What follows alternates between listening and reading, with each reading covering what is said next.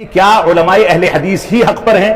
تو میں یہاں یہ کہوں گا کہ وہی علماء حق پر ہیں جو قرآن و سنت اور منہج صحابہ کی سچی تعبیر پیش کرتے ہیں۔ اب آپ اس ضابطے کی روشنی میں علماء کو تول لیجئے کہ کون سے علماء ایسے ہیں جو قرآن و سنت اور منہج صحابہ کے مطابق رہنمائی کرتے ہیں۔ جو علماء اس کے مطابق رہنمائی کرتے ہیں وہی علماء حق ہیں، اور میں نہیں سمجھتا کہ جماعت اہل حدیث کے علاوہ کسی کے پاس قرآن و سنت اور منہج صحابہ کو سمجھنے کے لیے کوئی تیسری کتاب ہے۔ کسی کے پاس فقہ حنفی ہے، کسی کے پاس فقہ مالکی ہے، کسی کے پاس فقہ شافعی ہے، کسی کے پاس فقہ حنبلی ہے، کسی کے پاس فقہ مالکی ہے۔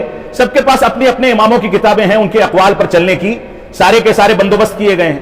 لیکن علماء اہل حدیث کے پاس آپ بتائیں کون سی فقہ کی کتاب ہے؟ وہ تو قرآن و سنت کو منہج صحابہ پر سمجھتے ہیں اور یہی ان کا دستور ہے۔ انہوں نے الگ سے کوئی کتاب مرتب نہیں کی، اور جو بھی کتابیں لکھی ہیں وہ قرآن و سنت اور منہج صحابہ کی روشنی میں لکھی ہیں۔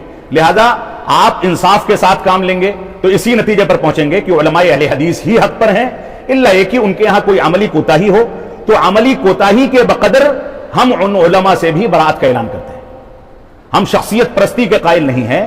عالم بشری تقاضے سے کوئی غلطی کر جائے تو اس کی غلطی کو غلطی کہا جائے گا۔ وہ عالم چاہے ہمارا اپنا ہو یا دوسری جماعت کا ہو، ہمارا اپنا باپ چچا ہی کیوں نہ ہو، تو بھی ہم دین کے دائرے میں یا دین کے باب میں غلطی کرنے کی بنیاد پر دین کے دفاع کے لیے اس کے سامنے کھڑے ہو جاتے ہیں۔